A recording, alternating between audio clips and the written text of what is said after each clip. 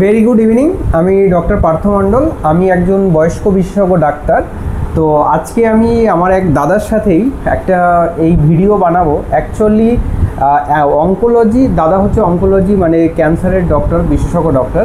তো অঙ্কোলজির সাথে হচ্ছে জেডিয়াট্রিক্স, এই কম্বিনেশনেই আমরা একটা ভিডিও বানাতে চাইছি সাধারণ মানুষকে অ্যাওয়ার করার জন্য। তো এই ভিডিওটা পুরোটাই হচ্ছে কি সাধারণ মানুষের জন্যই। তো দাদা একটু ইন্ট্রোডিউস করো নিজেকে।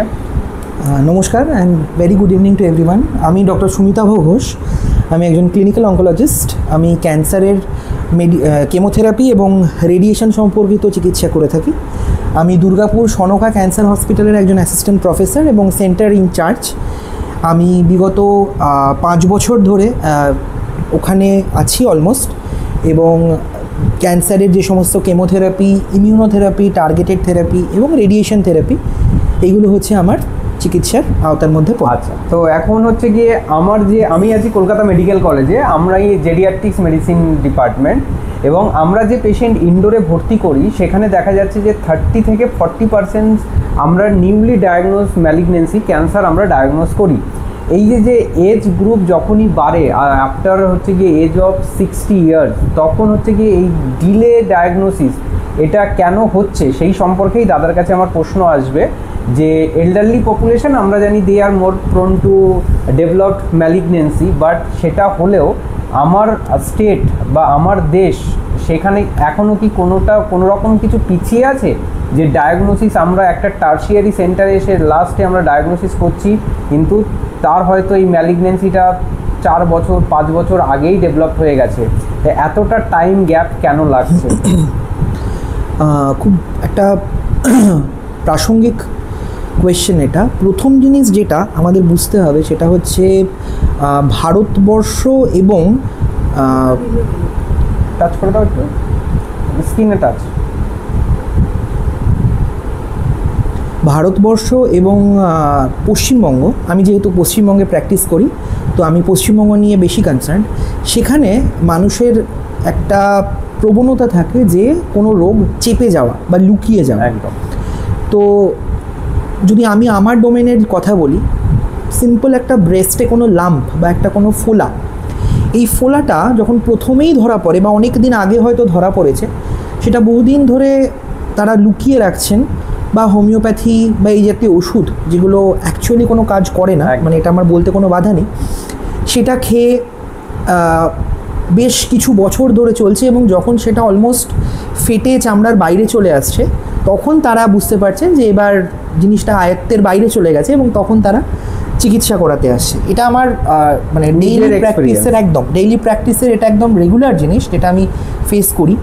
অথবা কেউ ধর খৈনি বা তামাক এই জাতীয় জিনিস বহু বছর ধরে খায়, তো সেটার জন্য মুখের মধ্যে কোনো একটা ফোলা বা মুখের মধ্যে কোনো একটা ঘা, সেটা বহুদিন ধরে হয়তো ওষুধ খেয়ে চলছে, এবং একটা সময় সেটা যখন মুখের হাড় চামড়া তখন কেটে বেরিয়ে আসছে, তখন এসে প্রেজেন্ট করছে। তো এই সমস্যাটা তো আছেই। তো প্রথম আমাদের হচ্ছে যে সোসাইটির কিছু ট্যাবু, এবং সবথেকে বড় সমস্যা যেটা সেটা হচ্ছে যে অ্যাওয়ারনেসটা খুব, সচেতনতার অভাব। হ্যাঁ, সচেতনতা ক্যান্সারের ক্ষেত্রে আমরা যেটা বলি যে prevention is better than cure, এবং early stage diagnosis is the best diagnosis to treat a cancer. লোকজন বলে যে ক্যান্সার হলি, বা ভাবে যে ক্যান্সার হলেই হয়তো আর কোনো দিন সে বেঁচে থাকবে না বা আর কোনো চিকিৎসা নেই। এই জিনিসটা যে কতটা ভুল। যদি প্রথম দিকে কোনো ক্যান্সার ধরা পড়ে, আই এগ্রি কি সব ক্যান্সার হয়তো প্রথম স্টেজে ধরা পড়ে না, কিন্তু মেজরিটি ক্যান্সারের সিমটমস থাকে যেগুলো তারা জানান দিতে শুরু করে, কিছু শারীরিক চেঞ্জেস থাকে। তো সেটাকে যদি আমরা মানে নেগলেক্ট না করি, আমরা যদি সেটার দিকে নজর রাখি এবং সঠিক সময় যদি ডাক্তারদের কাছে, সেটা নট নেসেসারিলি একজন অঙ্কোলজিস্টের কাছেই যেতে হবে, সেটা যে কোনো একজন ডাক্তারবাবুকে গিয়ে যদি দেখাই, তাহলে তার প্রাইমারি চিকিৎসা যেটা, সেই চিকিৎসাটা শুরু হওয়া কিন্তু খুব জরুরি, এবং সেটা যত আগে থেকে শুরু হবে তত তাড়াতাড়ি ডায়াগনোসিস হবে এবং তত ভালো তার চিকিৎসা হবে। এবার নেক্সট প্রশ্ন যাব দাদার কাছে। যেহেতু আমি একজন বয়স্ক বিশেষজ্ঞ ডাক্তার, তো দাদার কাছে আমার এই প্রশ্নটাই আসবে যে এল্ডারলি পেশেন্ট, সেই এল্ডারলি পেশেন্টের ট্রিটমেন্ট প্রোটোকল বা তার ম্যানেজমেন্ট, দাদা বললো যে আমরা কিওর করার থেকেও হচ্ছে গিয়ে তার আরও অনেক পার্ট আছে একটা ম্যানেজমেন্টের, তো সেই ক্ষেত্রে কোন কোন জায়গাগুলোতে ফোকাস করব এবং এটা কি কোনো রকমভাবেই আলাদা জেনারেল পপুলেশন এবং পেডিয়াট্রিক্স থেকে? প্রথম জিনিস যেটা, সেটা হচ্ছে যে যদি আমি ডাক্তারির দিক থেকে বলি, যে কোনো ক্যান্সারের 3টে পার্ট থাকে। একটা হচ্ছে সার্জারি, একটা হচ্ছে কেমোথেরাপি, আর একটা হচ্ছে রেডিওথেরাপি।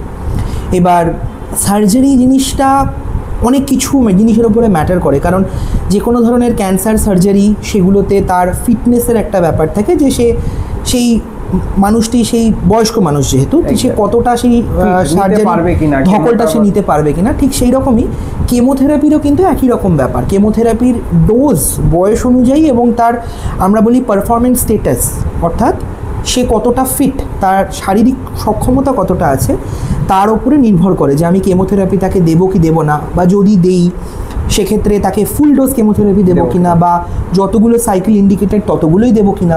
এটা কি আর ওই যে লাইক হচ্ছে পার্সোনালাইজ ট্রিটমেন্ট? একদম, এটা হচ্ছে একটা personalize treatment depending on some clinical features, যেটা বয়স্কদের মধ্যে, যেমন আমি যদি খুব একটা এক্সাম্পল দিয়ে বোঝাই, যে ব্রেস্ট ক্যান্সার, যার কথা আমি এক্ষুনি বলছিলাম, ব্রেস্ট ক্যান্সারে আমরা একটা কেমোথেরাপি ইউজ করি যার নাম হচ্ছে ডক্সোরুবিসিন। এটা ব্রেস্টের একদম ফান্ডামেন্টাল যে কেমোথেরাপিগুলো তার মধ্যে একটা, বহুদিন ধরে চলে আসছে, বহুল প্রচলিত এবং খুব ভালো কাজ করে।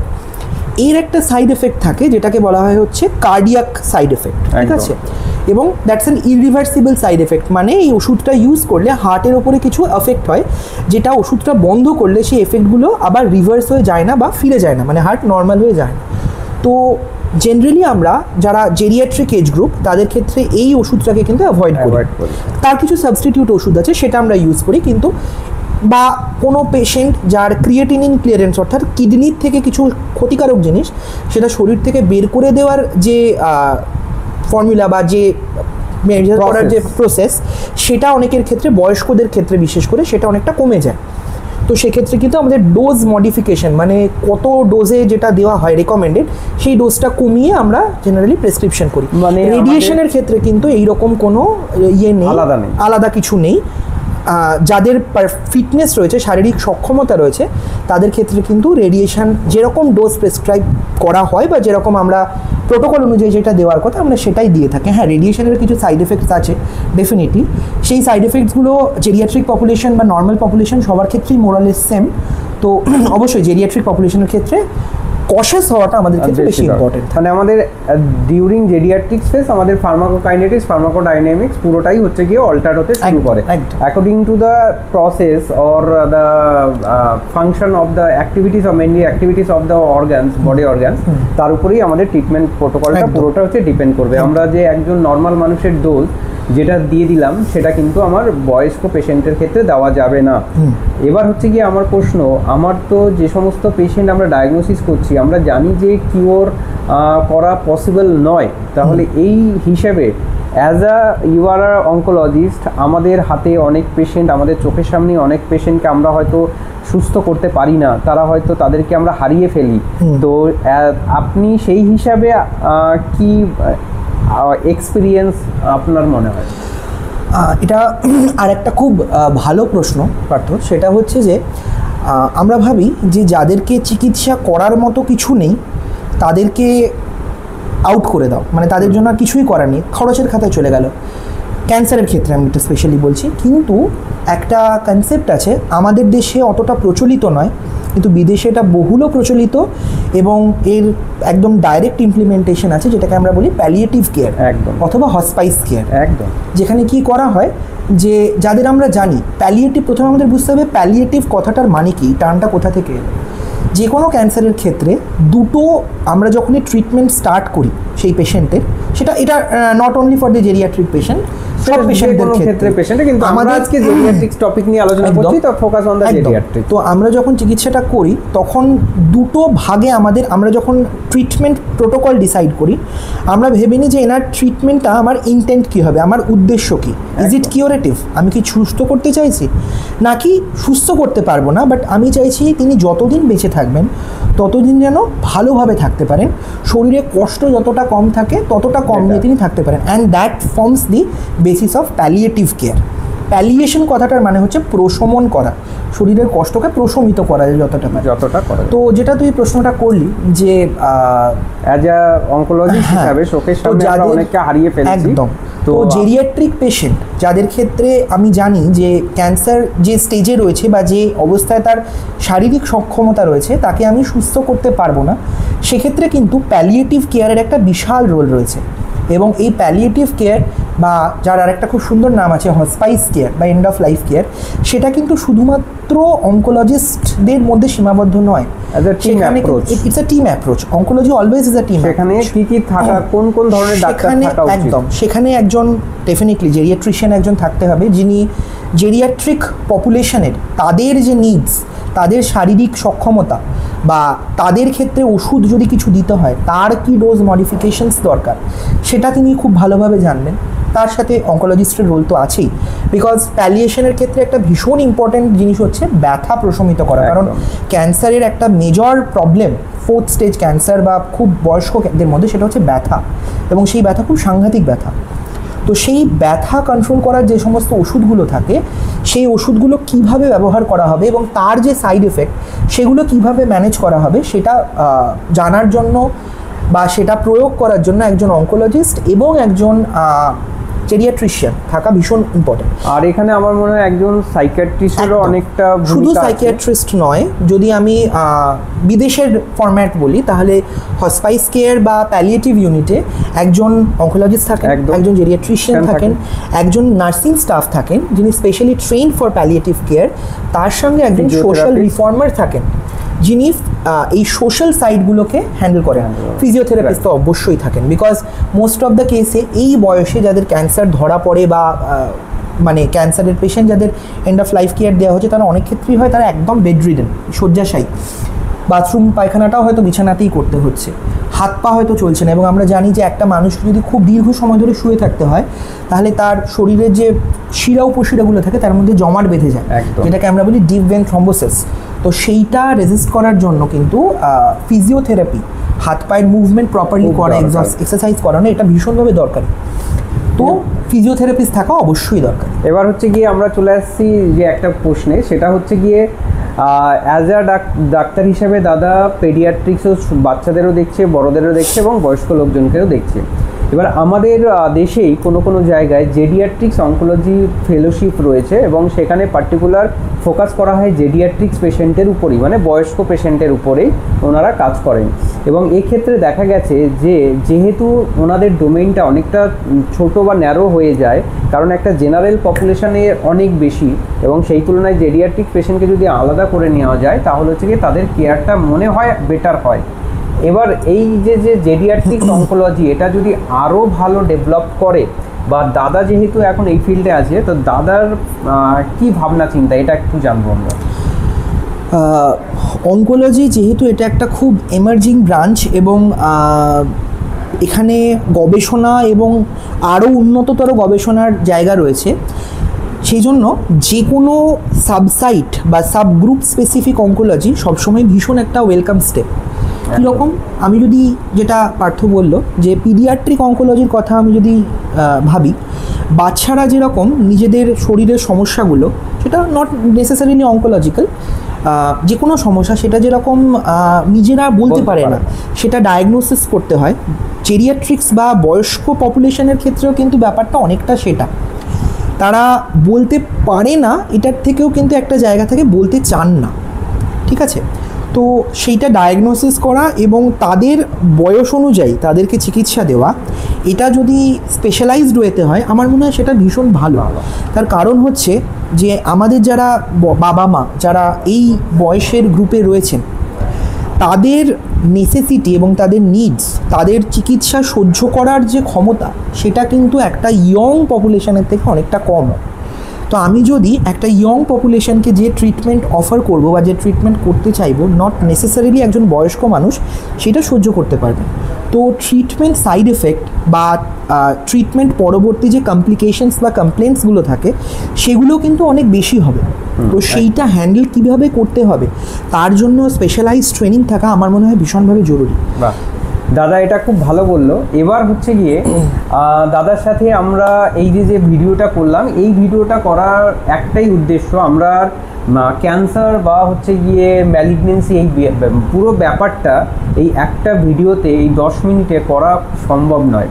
এরপরে হয়তো আমরা ফিউচারে আরও ছোট ছোট ভিডিও করব এবং হচ্ছে গিয়ে সাধারণ মানুষের, পুরোটাই সাধারণ মানুষের যাতে কাজে লাগে। আমার ভিডিও বা আমাদের ভিডিও কেন লোকে দেখবে যদি কেউ এটা থেকে কিছু না শিখতে পারে? আমরা সেই ছোট চেষ্টাটাই করছি, আমাদের এই জিনিসগুলো সাধারণ মানুষের কাছে পৌঁছে দেওয়া। দাদার যেটা প্রথম একটা পয়েন্ট ছিল যে আমাদের ডায়াগনোসিসে আমরা এত ডিলে হয়ে যাচ্ছে, অনেকটা লং টার্ম লেগে যাচ্ছে, যেখানে আমার ওয়ার্ডে যখন পেশেন্ট ভর্তি হচ্ছে এবং তখন সেটা দেখা যাচ্ছে যে পেশেন্টের 3rd স্টেজ 4th স্টেজে এসে চলে এসছে ম্যালিগনেন্সি। কেন? কারণ হচ্ছে সোশ্যাল ট্যাবু এবং কিছু মেডিকেশান ওনারা বাইরে থেকে খান, সেটা হোমিওপ্যাথি হতে পারে, এলোপ্যাথি হতে পারে, সেটা নানান রকম কন্ট্রোভার্সিয়াল জিনিসপত্র আছে, সেখানে যাবো না কারণ সবাই সবার কাছে ঠিক। তো অ্যাজ আ ডাক্তার হিসাবে আমার কাছে যখন পেশেন্ট আসতে খুবই খারাপ অবস্থায় আসছে, সেই সময় আমরা কিন্তু পেশেন্টকে আর কিওর করতে পারছি না। এটাই আমাদের মনের ভিতর একটা দুঃখ থেকে যায় এবং সত্যিই কষ্ট থেকে যায়। যে পেশেন্টকে আমরা ট্রিটমেন্ট করব, হয়তো কিছুদিন আগে আসলে পেশেন্টটা বেঁচে যেতে পারতো, কিন্তু এতটাই লেট হয়ে গেছে আমাদের হাতে তখন আর কিছু করার থাকে না। তো দাদাকে অনেক ধন্যবাদ। আর হচ্ছে গিয়ে পরবর্তী সময় দাদাকে ইনভাইট করছি আমাদের জেডিয়াট্রিক্স ডিপার্টমেন্টে, মেডিকেল কলেজে দাদা একবার আসুক এবং হচ্ছে গিয়ে আমরা কিভাবে কাজ করছি জেডিয়াট্রিক্স পপুলেশন নিয়ে। এবং আমাদের কাছে জেডিয়াট্রিক্স মেডিসিন মানে নটস আর জাস্ট ফর না সায়েন্স অফ মেডিসিন নয়, আমাদের কাছে যেরকম geriatrics medicine, science of medicine তো অবশ্যই, তার সাথে আর্টস অফ মেডিসিন এবং হচ্ছে সোশ্যাল মেডিসিন এবং সাইকোলজি অফ দ্য পেশেন্ট এবং হচ্ছে dignity of the patient and dignity of the patient party, মানে সব ডোমেইনটাকেই আমাদের কিন্তু কভার করতে হয়। কারণ একটা পেশেন্ট আসলো, আমি জাস্ট ডায়াগনোসিস করে তাকে ওষুধ দিয়ে ছেড়ে দিলেই সেটা কিন্তু আমার কাছে অ্যাজ আ জেডিয়াট্রিশিয়ান হিসাবে আমি স্যাটিসফাইড তো হবই না, আমার পেশেন্টও কিন্তু স্যাটিসফাইড হবেন না। তাহলে তার সমস্ত রকম ব্যাকগ্রাউন্ড দেখেই আমাদের ট্রিটমেন্ট করতে হয়। দাদা যেহেতু বললো জেডিয়াট্রিক্স মেডিসিনের আলাদা করে যে ফেলোশিপ আছে জেডিয়াট্রিক্স অঙ্কোলজি, সেটা যদি ফিউচারে আরও ডেভেলপড হয় তাহলে এটা খুবই একটা ভালো ব্যাপার হবে এবং হচ্ছে গিয়ে সেটা অ্যাজ ইউজুয়াল যেরকম ডাক্তার আমাদের ক্ষেত্রেও এবং হচ্ছে গিয়ে সোসাইটির ক্ষেত্রেও সাধারণ মানুষের জন্য। তো আমি আমার বক্তব্য এখানেই শেষ করছি। দাদা যদি আর একটা দুটো লাইন বলে শেষ করেন।